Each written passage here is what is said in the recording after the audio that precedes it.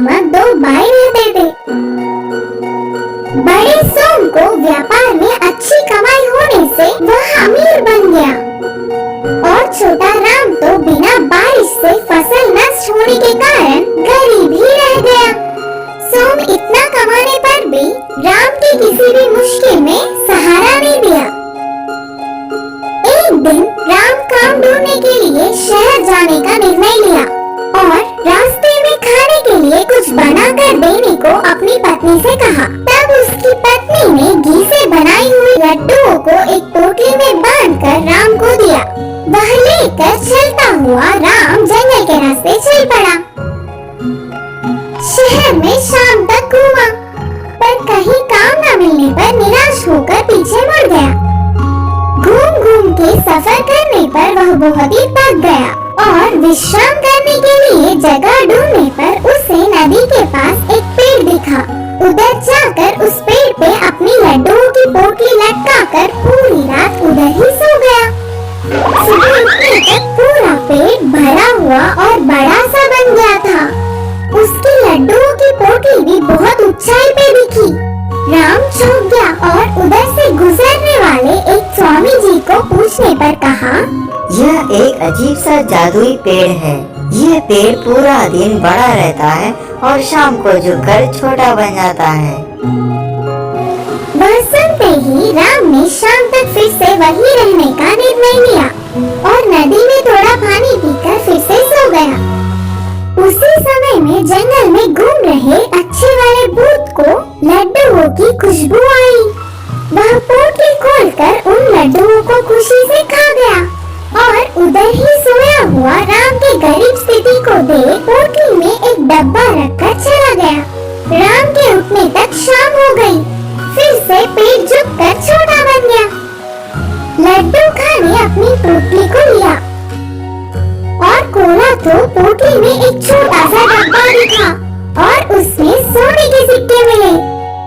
आहा, इतने सोने के सिक्के, अब मेरी सारी मुश्किल हल हो जाएंगे।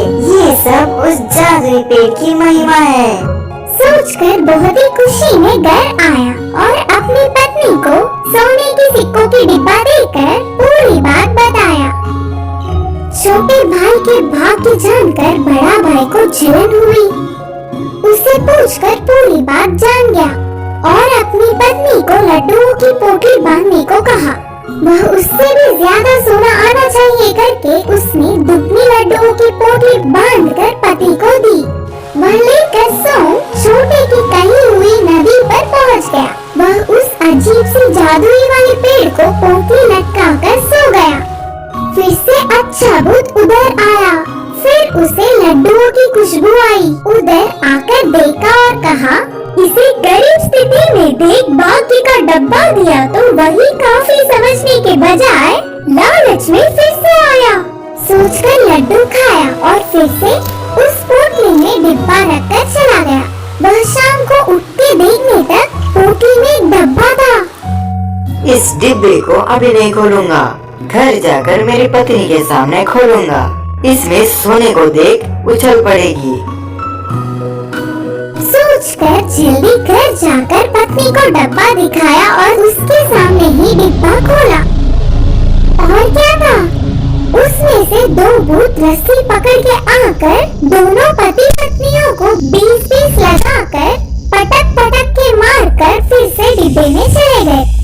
उस डिब्बे को ले जाकर नदी में फेंक दिया। इससे उस गांव में सोम की थोड़ी सी बची हुई इज्जत भी चली गई। इस कहानी की शिक्षा है कि इंसान को आस होना गलत नहीं, पर लालच नहीं होना चाहिए। छोटे की होशियारी।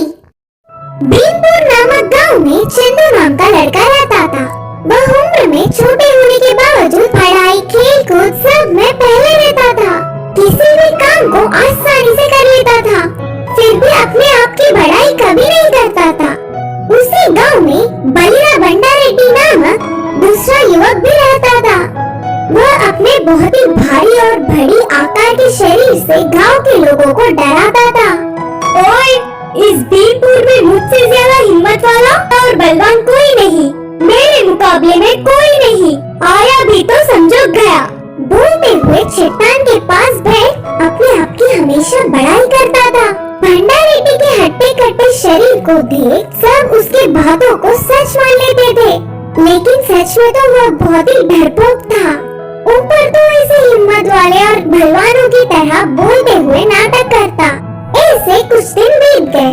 एक त्योहार के दिन उस गांव के सारे बड़ों ने अपने गांव में बहुत ही हिम्मत वाला और होशियार कौन है जानने की इच्छा से मुकाबला करने का निर्णय किया। तब गांव में सबसे बड़े आदमी ने कहा, मुकाबले के अनुसार उस गांव को छूते हुए एक घने जंगल से आधी रात को चलना शुरू करना है और सुबह तक जंगल के उस पार के गांव में पहुंचना है। प्राणों को बचाकर बाहर निकलने वालों को मुकाबला जीतने पर 1 लाख का इनाम है। मुकाबले के नियमों के अनुसार इस जंगल में भाग लेने वालों को सिर्फ जंगल से ही जाना होगा। उनकी रक्षा में एक तलवार और एक भाला देके भेजेंगे। भाग लेने वालों को किसी भी प्रकार के जंगली जानवर या जहरीली जानवरों के मारने पर गांव के बड़ों या लोगों का इसके जिम्मेदार कोई भी नहीं होंगे। इस मुकाबले में भाग लेने वाले कोई भी तैयार है क्या? करके गांव के बड़े के पूछने पर प्राण खोने के डर से कोई आगे नहीं आया। इतने में भंडारेड्डी के अकेले ही आगे आने पर सब साइलेंट हो गए। मुकाबले के लिए और कोई तैयार है क्या? करके फिर से बड़ों के पूछने पर छोटू चंदू भी भाग लेने के लिए आगे आने पर सब चौंक गए। ये काम उतना आसान नहीं। करके बड़ों के समझाने पर भी मैं भी कोशिश करना चाहता हूँ बोलकर चंदू आत्मविश्वास के साथ बोलने पर सब मान गए। आधी रात को 12 बजे को मुकाबला शुरू हुआ। भंडारेड्डी और चंदू को जंगल में एक दूसरे से दूर अलग अलग प्रांतों से मुकाबले के लिए तैयार किया। दोनों ने एक ही समय में चलना प्रारंभ किया। भंडारेड्डी ने कुछ दूर तक तड़पते हुए डर डर के कदम में कदम रखते हुए चलना शुरू किया और चंदू हिम्मत से बिना डरे डट के कदम से कदम मिलाकर तेजी से चलता गया। दोनों जंगल में कुछ दूर चलते ही इतने में भाग की आवाज, शेर की गरज सुनने पर भंडारेड्डी डर के कांपने लगा। पास के एक बड़े पेड़ पर चढ़ के बैठ गया।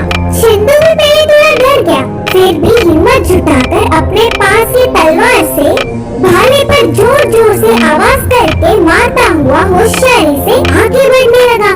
वह आवाज सुनकर जंगली जानवर, जहरीले जानवर, सारे उनसे बड़ी कोई जानवर उधर आ रही है सोचकर उधर से दूर भाग गए। आखिर में चंदू सुबह होने से पहले ही जंगल के उस पार के गांव में पहुंच गया। मुकाबले के साथ साथ 1 लाख का इनाम भी जीत गया। फिर भंडारेड्डी का पता नहीं क्या हुआ होगा करके गांव वाले सारे जंगल में जाकर ढूंढने पर एक पेड़ पर बैठ के कांपता हुआ चिल्लाता हुआ दिखा। उसे देख सारे गांव वाले हंसने लगे। इस कहानी की सीख है कि बल से ज्यादा हिम्मत और होशियारी से कुछ भी जीत सकते हैं। सोने की कबूतर की कहानी। एक गांव में रंगा और कांतम्मा नामक पति पत्नी रहते थे। उनका बहुत ही बड़ा परिवार था।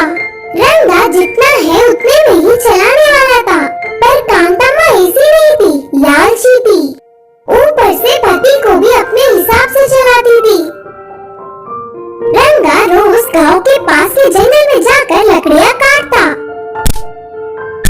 पूरे दिन मेहनत से काटी हुई लकड़ियों को सारे बांधकर घर ले आता और कांतम्मा उन्हें बेचकर पैसे कमाती थी। ऐसे कमाई हुए पैसों से ही परिवार चलता था। एक दिन रंगा लकड़ियों के लिए जंगल आया। उसे उधर एक जगह पर शिकारी के जाल में एक सोने की कबूतर फंसी हुई दिखी। उस कबूतर को देख रंगा को दया आई और उसे जाल से छुड़ा दिया। तब वो कबूतर ने कहा, तुमने मेरी जान बचाई है, बोलो तुम्हारी किसी भी इच्छा को पूरी करूंगी। अच्छा, तो फिर मेरी पत्नी से पूछकर मांगूंगा। कबूतर से बोलकर तेजी से घर आया। अपनी पत्नी को सोने के कबूतर को बचाने से लेकर उसके वरदान तक पूरी बात बताई। भोजन खाए हुए बहुत दिन हो गए। तुम तुरंत जाकर तरह तरह के आहार मांगो। पत्नी के कहने पर रंगा जाकर अच्छा भोजन चाहिए करके मांगा। उसकी इच्छा के अनुसार बहुत सारे तरह तरह के आहार कबूतर ने दिए। उस दिन दोनों पति पत्नी अच्छे से खाए।